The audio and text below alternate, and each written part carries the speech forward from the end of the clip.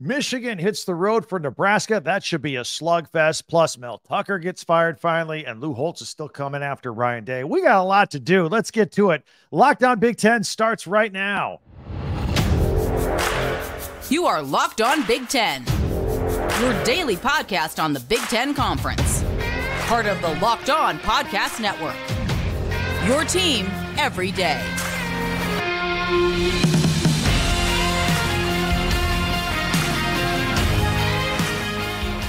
Welcome to Locked On Big Ten. I'm Craig Sheeman. Thank you for making us your first listen each and every day. We always appreciate it. And you know, we're free and available wherever you get your podcasts and on YouTube. It's part of the Locked On Podcast Network, your team every day. And this episode is brought to you by FanDuel Sportsbook, official sportsbook of Locked On. Make every moment more. Right now, new customers can bet $5 and get $200 in bonus bets guaranteed. Just visit FanDuel.com/LockedOn to get started.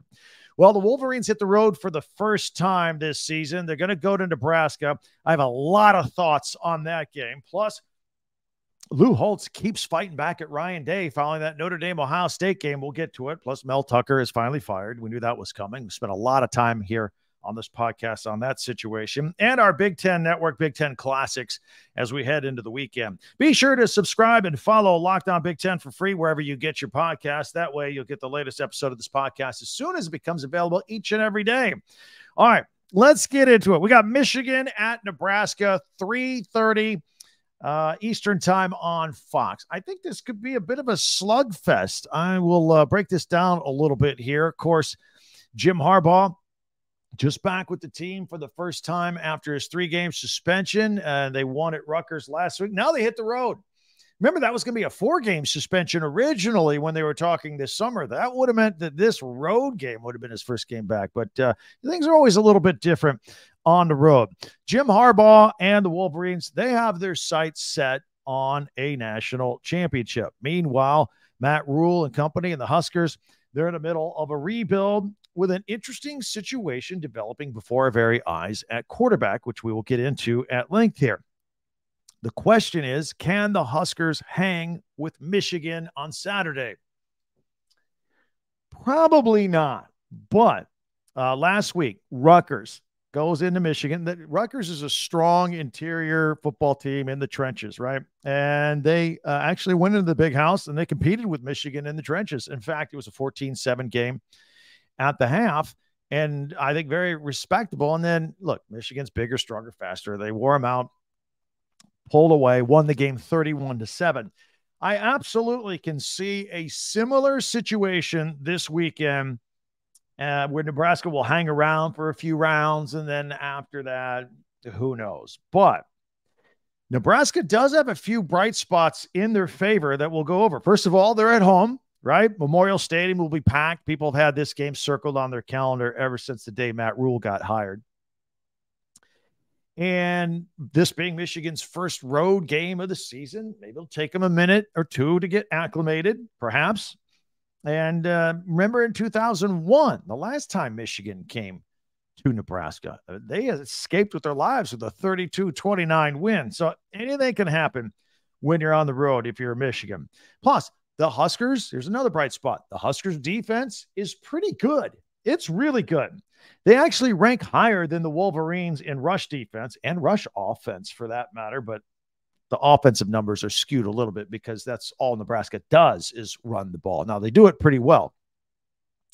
But, running the ball and stopping the run is largely why the Wolverines have won 29 of the last 32 games. Jim Harbaugh likes that style of play. They're already there. That's what Nebraska is trying to be. That's what they're trying to do. Here's another bright spot. Michigan isn't really blowing people out in the traditional sense. Now you're going to say, Craig, wait a minute. I mean, they win by like 4 scores every day. Yeah, well, they do. But for a team that's this good and this dominant, you would think they would occasionally put a 40 or a 50 spot on the board every once in a while. In fact, their 4 games have been eerily similar. You know the scores of Michigan's 4 games? 30-3, 35-7, 31-6, 31-7. It's the same cookie cutter formula each and every day. Just dominate the game, grind it out on the run with the run game, throw an occasional pass, and the defense is lights out, just shutting people down. That's the bad news for the Huskers. While Michigan averaging 32 points a game, again, it's nothing to sneeze at. Don't get me wrong, Michigan fan. When I say they don't blow people out or whatever, we know what they are and what they're going to do offensively. They're going to get 32 points every game. Nothing to take lightly. And their generational quarterback, JJ McCarthy, is connected on 80% of his throws. Back when I was a kid, it was good if your quarterback was in the upper 50s, and then it became 60s, and now you got to get high 60s. He's throwing at an 80% clip. 8 touchdowns as well so far in 4 games, 6 of them to Roman Wilson. That's his favorite target. And the offense is averaging over 400 yards a game. So, yeah, Nebraska's got its work cut out for them. There's no doubt. And while Michigan's quarterback situation is as steady as can be, Nebraska's is not. Remember, and if you follow this podcast with any regularity, we've talked about this quite a bit. This has been an interesting topic to me anyway, and hopefully for you. But the Georgia Tech transfer, Jeff Sims, spent all spring and all summer as QB1 for Nebraska and the new Matt Rhule regime. He's a strong runner on the option. He's a great athlete. His passing game needs some help. He had 6 turnovers, by the way, in the first 2 games this season that he started. And Nebraska fell to 0-2. He also suffered a high ankle sprain in week 2 against Colorado. So since then, Heinrich Haarberg has stepped up, and he's getting a little better every week. And they've got 2 straight wins, and they've squared their record at 2-2. Like Sims, he's not real great with the arm. He's not going to beat you with his arm, but he can run. And he had a 72-yard touchdown run versus Louisiana Tech last Saturday as well. Speaking of running, quarterback can't do it by himself, that's for sure. Due to injuries, though, the Huskers are down to their 3rd string running back already. But Anthony Grant stepped up last week and busted off 135 yards on the ground. So there's something there. But when you talk about running games, you got to go back to Michigan. That's their bread and butter, people. That's what they do. And they do it better than anybody, or most everybody. They got that huge offensive line that just likes to bully people. Blake Corum, one of the best running backs in the country, and despite an injury last year, could have walked right into the NFL through the draft, but decided he had some unfinished business in Ann Arbor, and he came back to Michigan. And he's averaging over 6 yards a carry. He's got 8 touchdowns already. So they look good there. That is their biggest strength on offense. But enough about offense. Remember those Michigan scores I was giving you? 33-1 and all, or 33-6, and just amazing scores. Good scores on offense, not giving up much on defense. In fact, Michigan's defense is number 1 in the country in scoring.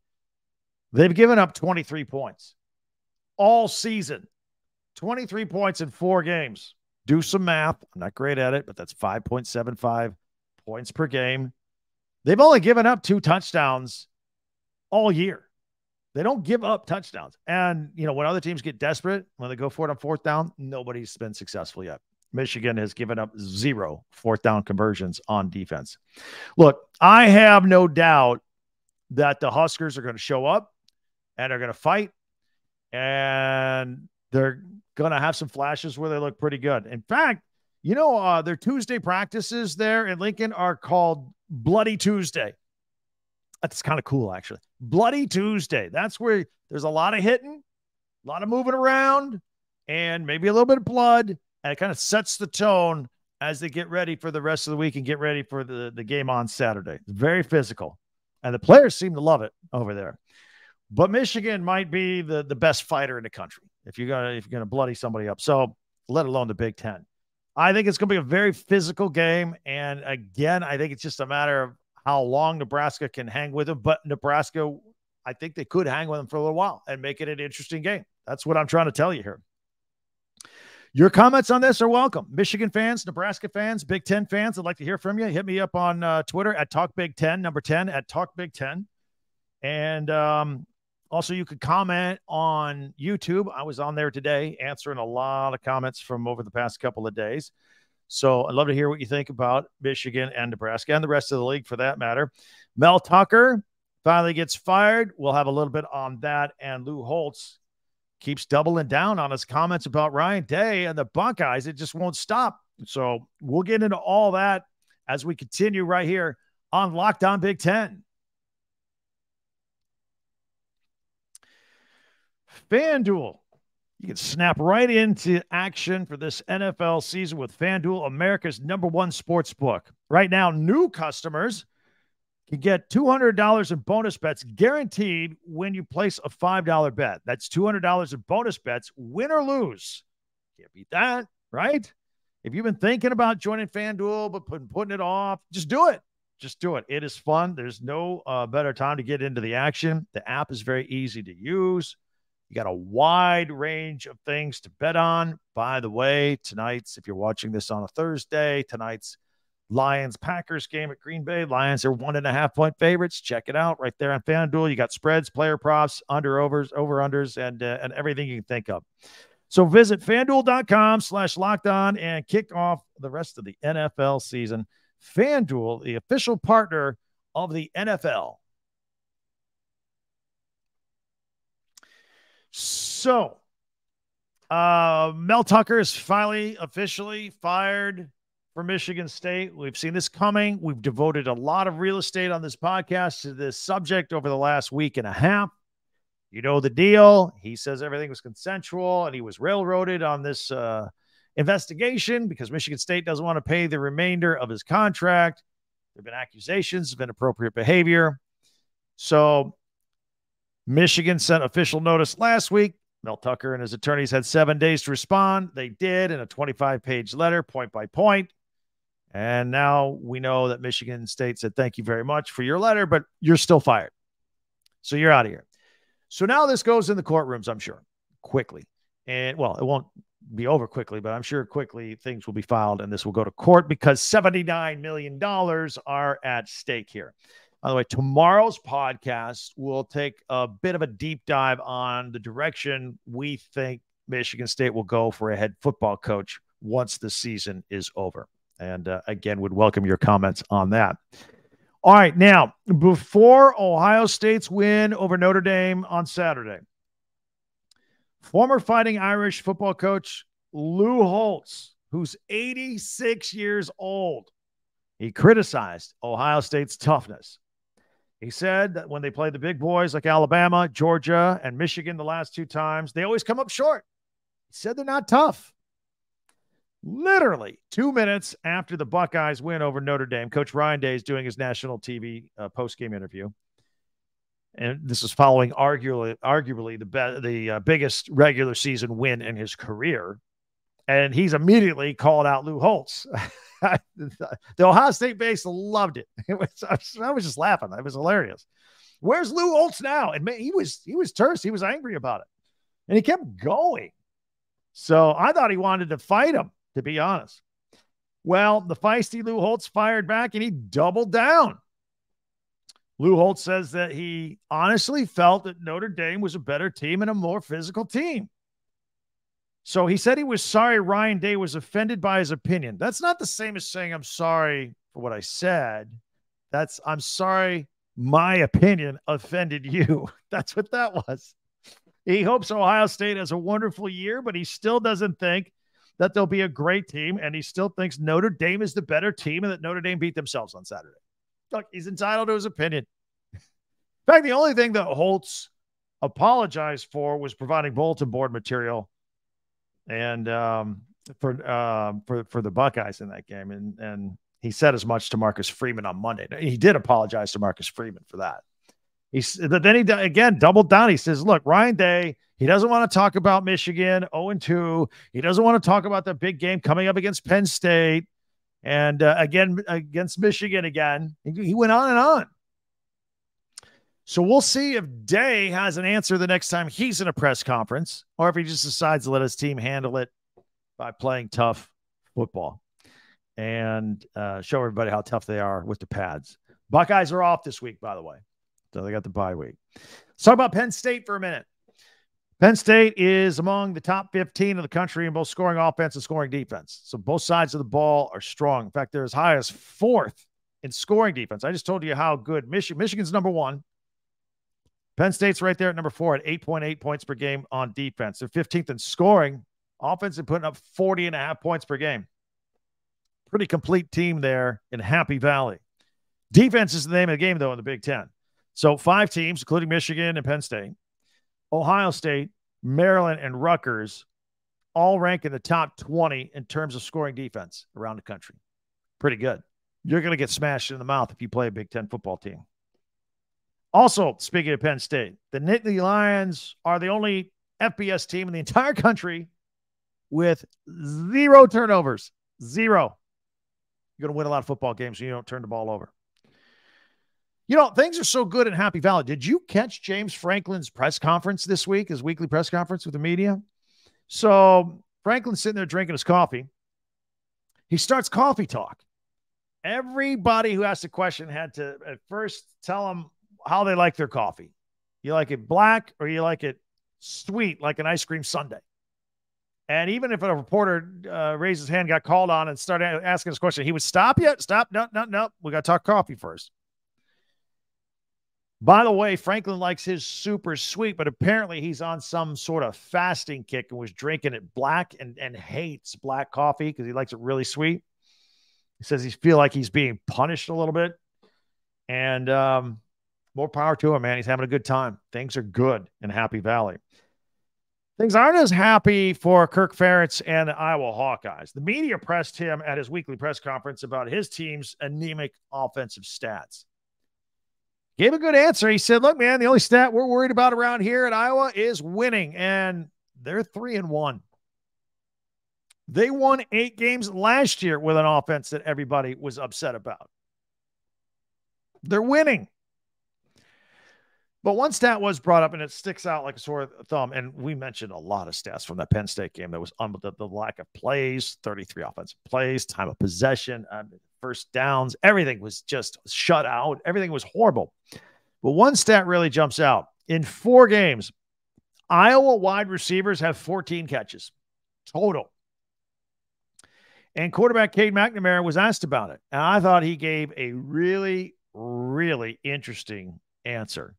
He said, I'm just a quarterback. I'm not calling the plays or doing any of that. It's not my decision. I'm just going to run the play as fit, and I'm going to throw it to the open guy, unquote. Is that a dig at the coaching staff? Is that a dig at the scheme? Is that a dig at Brian Ferentz, offensive coordinator? I don't know. I thought it was an interesting quote. I thought I'd share it with you. Maybe you could share with me your opinion. And here's another fun fact I found. We'll get off of Iowa for a minute. Back to Michigan. This is about quarterback JJ McCarthy. He threw a touchdown pass against Rutgers. It was his 35th touchdown pass as a Wolverine quarterback. That's good for 10th place all time at Michigan and ties him with some guy named Tom Brady. Not bad. Not bad. Pretty cool. Oh, thank you guys for making Locked On Big Ten your first listen every day throughout the football season. On Fridays, a little special for you, the Locked On College Football Kickoff Live show. I contribute. I'll be on there for a couple minutes previewing this weekend's games of the Big Ten, and then it will air 11 a.m. Eastern to 1 p.m. Eastern, Friday, live. It's always fun. And then if you miss it live, it's taped and it's still there for you to watch on this channel and all the Locked On channels as well. Be sure to catch it. It's a great warm-up for the weekend. Also, I want to ask you, as I always do, if you haven't already, please do me a personal favor here on Locked On Big Ten and subscribe to the channel. Just click the subscribe button down below. If you're watching on YouTube, and that just helps this grow so fast, and it gets you in the club, man. I appreciate it. You can also share, follow, and like Locked On Big Ten wherever you're getting this podcast. Coming up, we're going to take a look at our weekly feature. You know what we do on Thursdays? We take a look at the Big Ten Network's Big Ten Classics they have scheduled, plus look at their live schedule for the games that they're going to be carrying on Saturday. All that coming up right here on Locked On Big Ten.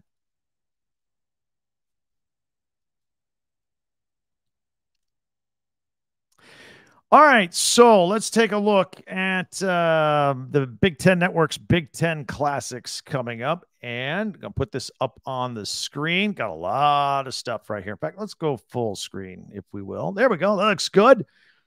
All right, Friday, September 29th. 2 p.m. These are all Eastern times.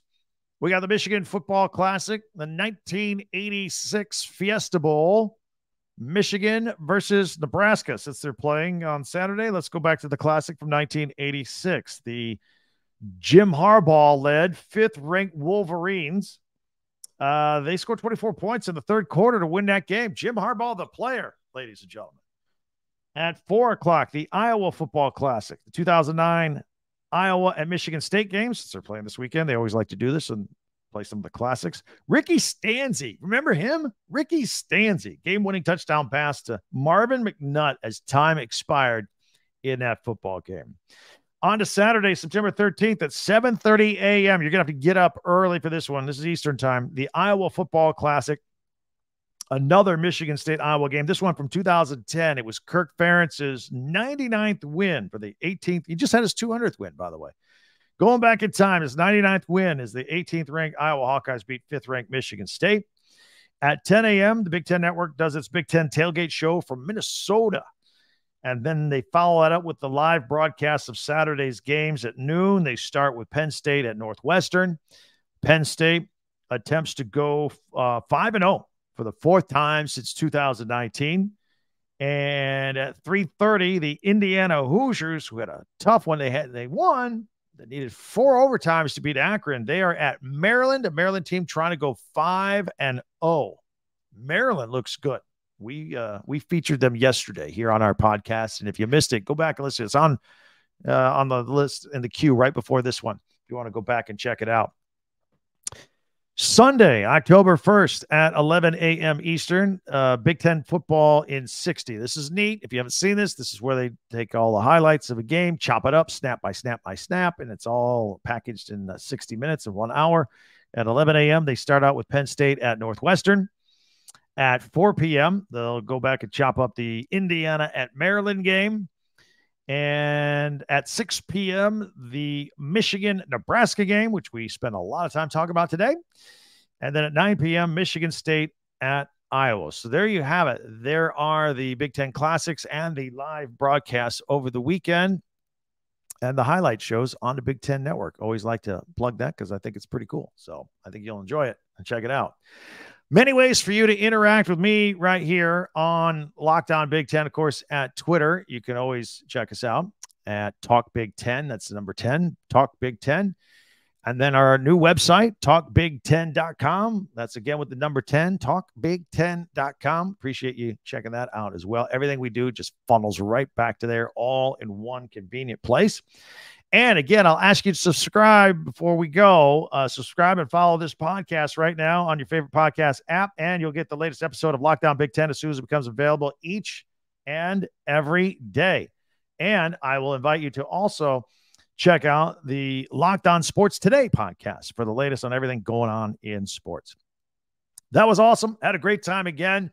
Can't wait till we talk again next time, and we'll look at where Michigan State goes from here, who's going to be their coach next year moving forward since Mel Tucker is officially fired, and we'll get into previewing some of the other games. They're coming up this weekend around the Big Ten. We spent a lot of time on Michigan, Nebraska. There are other games. We will do all of that. So thank you for checking us out. Thanks for checking me out. I'm Craig Sheeman on Locked On Big Ten.